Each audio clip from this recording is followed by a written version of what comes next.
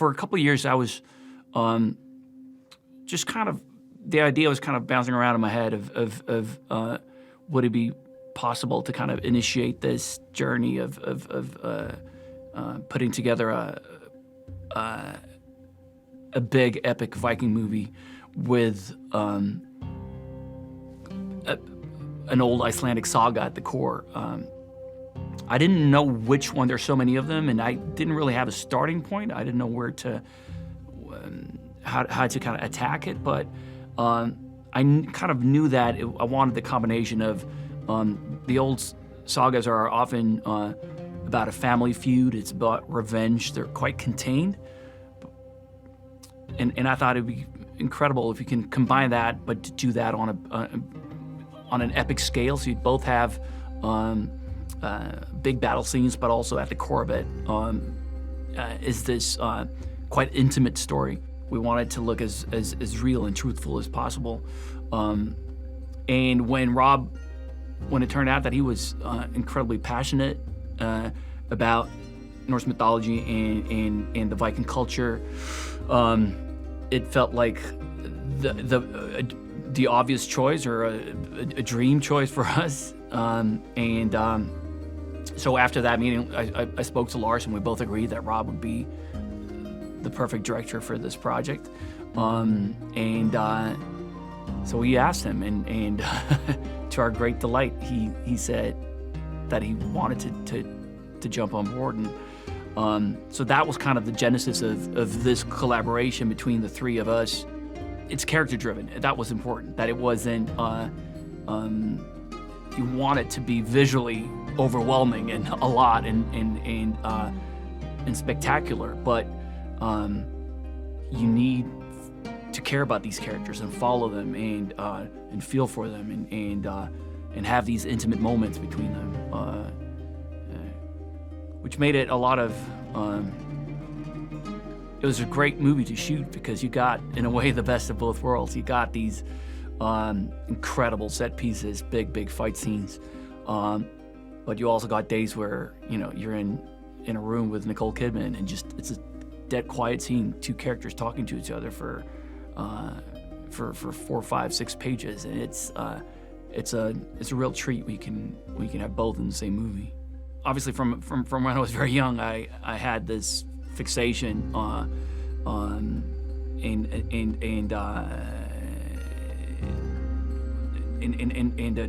a pull towards Viking culture and Norse mythology.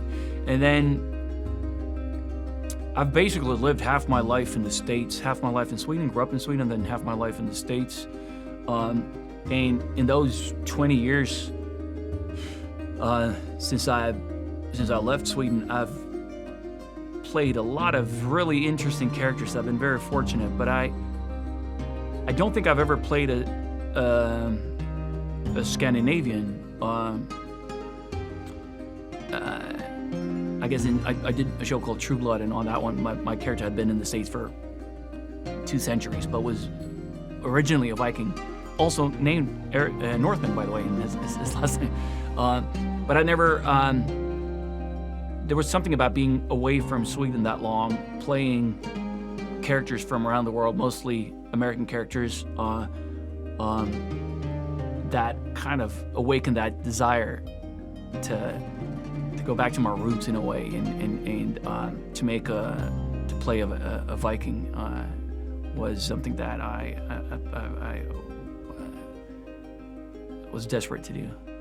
So our story is based on Prince Amlet of Jutland by Saxo Grammaticus in the 12th century. So about 200 years after the end of the Viking era, the Viking Age, which was the predecessor of Hamlet. It's Shakespeare-based Hamlet on this character. Hence, he's a Danish prince, and the structure is basically young man, father murdered by uncle, marries his mother. That is in the Northman. Everything else is quite different. Hamlet is very much a man of inaction. Hamlet is definitely not. He is very much a man of action. At least once he's set on the right path, when he found he realized what his fate was, and when Bjork's character reminds him of who he is and what his purpose is, his mission, he vows to avenge the death of his father and save his mother. As a 10-year-old boy, when he watches the brutal murder of his father by his uncle. But when we're reconnected with him 20 years later, he works as a berserker on these Viking raids down the Russian rivers, which is basically the tip of the spear during the Viking invasion. They throw in these 10 to 15 berserkers to wreak havoc first, and almost like special forces. They go in and then they wreak havoc. They open the gates for the rest of basically the cavalry come in. We wanted to capture the essence of these people and give the audience an opportunity to see the world through the Viking world, through the eyes of these characters, and be as truthful to what that would look and feel and be like as humanly possible. I was very hopeful and optimistic that Rob would capture the essence, and Sean would capture the essence of that era and these characters, and to get that language right, because we had years before played around with a couple of different ideas and with some screenwriters, but this was the first time when I first got the first draft of the Northman. I was so happy I cried. It had that, like the old Icelandic sagas, that dry, laconic tone, these incredible, succinct lines, just to the point. You don't really say more than necessary, and a lot of it is just said through looks, and it had all that, and the combination of almost like a play between these characters, but on a massive scale. It was important to show that side of the Viking culture, that there's so much more than just bearded men on longships fighting each other. The spiritual aspect of it, the role the matriarchs had on the farm. They were in the conduit, connecting the people on the farm to the spiritual elements, and could communicate with the spirits. So it was important to find that and capture that and tell that story without obviously taking away what quite a big chunk of the audience will go to see the movie for, because they want to see the longships and they want to see people fighting, and they're definitely going to get that in the movie. There's a lot of that, but to show that there's a lot more to the culture than that. I just hope that it will register when people see the movie that there are no cuts in those scenes, and that will hopefully make it feel, even if you have no knowledge of filmmaking or how a film is being put together, that it's something visceral, that you feel that something just feels different when you watch it. King Aurvandil returns in the beginning of the movie. He returns home from an expedition. He's probably been gone for a winter, maybe 2 winters. And his young son eagerly awaits his father's return, and admires his father, looks up to his father. and he's the young prince of this kingdom on Rapse, which is an island in the North Atlantic, and is thrilled to be reunited with his father. But unfortunately, that doesn't last very long, because he gets murdered by his brother, Amlet's uncle, and Amlet has to witness this. He's in this berserker bubble and is just has no real drive. He doesn't really he doesn't really know what his fate is. He's forgotten about that until he is reminded. There's an encounter with Asiris, played by Björk, who has a spiritual connection, and she knows who he is and what his fate is, and reminds him of it. And because of that, the next morning, an opportunity arises to find Fjolnir, his uncle, and to save his mother. And that's how we kind of embark on the adventure, and it's him finding his uncle. Nicole was, it's who we wanted from day one. When we started talking about Gudrun, who would be the perfect Gudrun, it was always Nicole. I had just worked with her on Big Little Lies and had the most amazing experience with her. It was another very, very dark, complicated relationship, and she was just the perfect partner in that, in going to those dark places together. We approached Nicole about this, and we're obviously thrilled when she wanted to come on board. You see that in the movie, how Olga, Anya's character, and other characters, other women on the farm are being treated by the masters of the farm, but also to give them agency and strength, and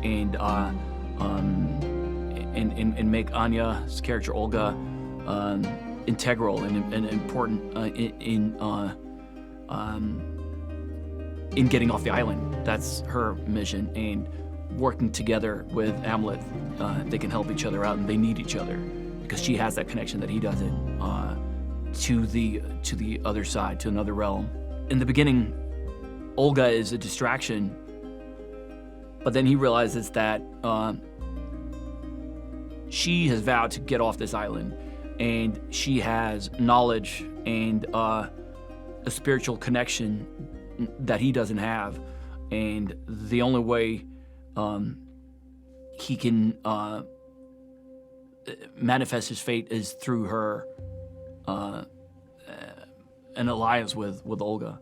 Anya's incredible to work with, really, and it was important to. We don't have that many scenes, at least in the first half of the movie, so it was really important to kind of pack a punch in those scenes and to really feel that connection. I think it helps that we had a lot of fun together, and we did enjoy spending time together, or I hope, at least I did. I hope Anya felt the same way.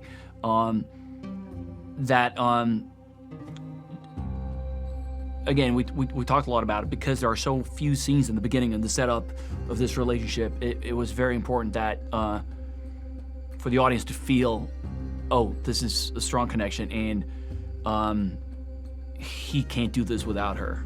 Cece Smith, our stunt coordinator, was phenomenal, and had to work really, really hard. It's very difficult to shoot a movie like this for anyone, let alone the stunt coordinator, because again, his hands were tied. It was one camera on film, no cuts, so everything had to be perfect.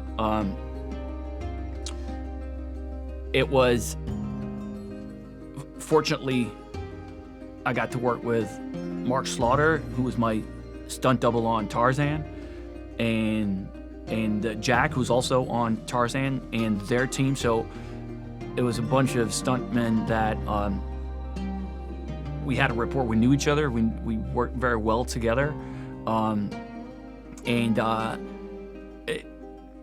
everyone. It was a challenge, but in a way, we all kind of thrived on that. Really loved that idea, that it was so different and difficult to shoot it. There are very few moments where you can use a stunt double, again, because there are no cuts. So it's not like, well, let's do that with a stunt double, and then we cut back to me doing the landing. You know, it has to be all you. So it's about being prepared and making sure that you rehearse it enough times, and that obviously being warmed up, working with professional stunt guys, that so those fights are safe for everyone. It was nice to get another Scandi in there, no, Claes is fantastic in the film. He's got a quiet intensity that I think is quite mesmerizing, and it's a wonderful role because it's so much more than just the antagonist. Shooting the feast in the beginning of the movie when King Arvandil, Ethan's character, and Fjolnir and all their men return home with the riches from their expeditions, being entertained by the court jester played by Willem. It was wonderful because I was not in those scenes, and not to say that it wouldn't have been great to work with Willem, but I obviously came to set those days because Willem was going to be a court jester. But to be on set and to watch that, to stand next to camera and watch that, he's extraordinary. That and the whole the ritual with King Arvandil and young Amleth, led by Willem's character. It was just, it's so good. He's so phenomenal and absolutely perfect for that part. The plan was to be as accurate as possible, and just the amount of research that went into this was extraordinary. There would be conversations about, is this not the right century, but the right decade? Would this scene look like this? Well, this is more Eastern Sweden than Iceland this decade. Or what would this brooch look like? Would that be the right scene? Would that? It was, as an actor, a dream to step into that outfit, because you felt the attention to detail and the passion behind it. And it was imperative to not try to make it look cool. I think you often you can take a lot of creative freedom. I'm all for that, and make your characters look cool, even if at the time they might have looked very different. We chose not to do that. We chose to try to be as accurate as possible. When we submitted to her, we were hopeful, and obviously Sean having those conversations with her. She doesn't act much anymore. So it was incredibly exciting when she said yes, and one of the highlights of the 6-month shoot was that one night I had on set with Björk.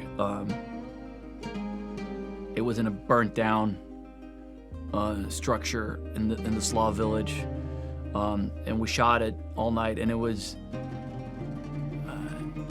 just an incredible experience. I recommend watching The Northman on a very, very big screen, because it's a Robert Eggers movie, and what Robert and Jaren, our DP, if you've seen The Witch or The Lighthouse, they're both incredibly visual movies, created by those two extraordinary filmmakers, but on a much, much larger scale, on a bigger scope. So I highly recommend watching this to be fully immersed in that world that Rob and Jaren created. It doesn't really do it justice on an iPad. I recommend watching it on a massive screen.